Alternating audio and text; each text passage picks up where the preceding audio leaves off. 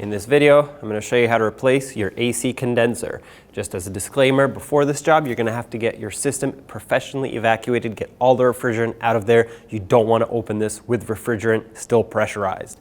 And after we're done, you're going to have to go get it professionally recharged because it's very important that the right amount of refrigerant goes back into the system so it can work properly.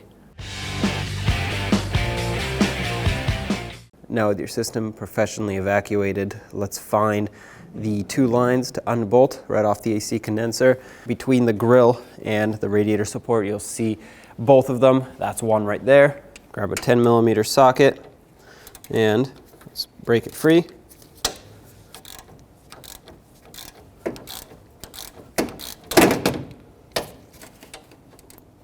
Okay, this one actually broke, so I'm gonna have to get a new bolt.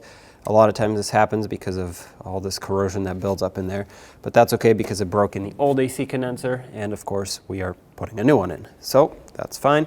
Moving along to the other one, if you look straight down, you'll see the second one right here, which you can easily reach from underneath or still from up above, but it's right at the bottom.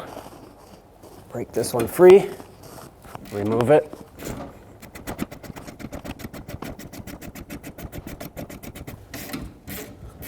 This one is also a 10mm socket, and there it is. This one did not break, so we can reuse it. Now let's try to pop these lines off. Okay, sometimes you might hear a hissing noise. That's just vacuum from the system, so don't be alarmed. And remove the lower line. Okay, you can take this AC condenser out two different ways. You can take it out to the bottom in the front here, but you'd have to unbolt this bracket and everything, or we can take it out through the top right where the radiator is, and all you have to do is take out the two brackets that hold the radiator onto the upper support, push it back, and it slides right out. So that's the route that I'm going to pick. So on both sides you'll see these 12mm bolts holding on the support brackets for the radiator.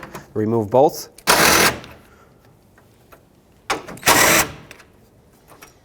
Right next to them, you'll see 10mm bolts. Those are what hold on the AC condenser onto the same upper radiator support. Remove these. Once you unscrew them, they won't come right out because they have this little shank to them, which actually holds the AC condenser down. If yours are rusted, you could spray them with rust penetrant like I did. As you can see, mine were soaked in oil. Take out both of them. There's one on each side. And again, sometimes you might have to pry them up a little bit. Now you can see the radiator pushes back just enough for us to push the AC condenser back, and it should slide right up and out. Pay attention to the radiator fins that you don't damage them. Obviously at this point, the AC condenser ones don't matter, but the radiator still does.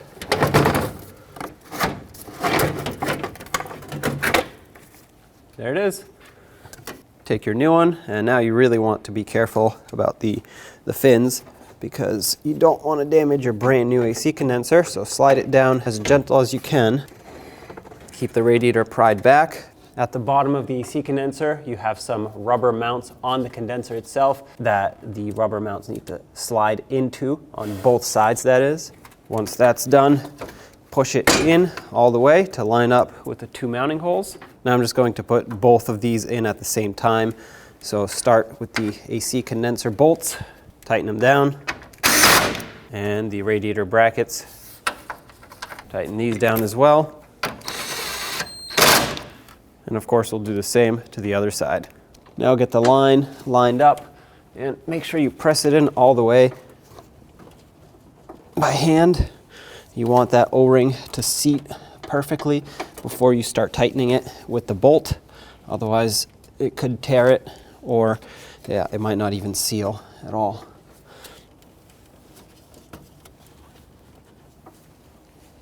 Okay, so that's in all the way. I got myself a new bolt. Make sure it's a high-grade bolt. That way it holds under pressure. Bottom it out, and then we'll just give it a snug with the ratchet.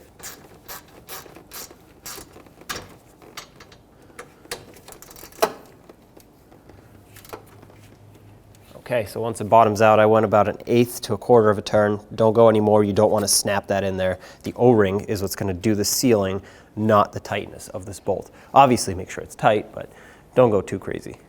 Let's do the same for this lower line. Slide it in. all the way by hand. Now start the bolt in.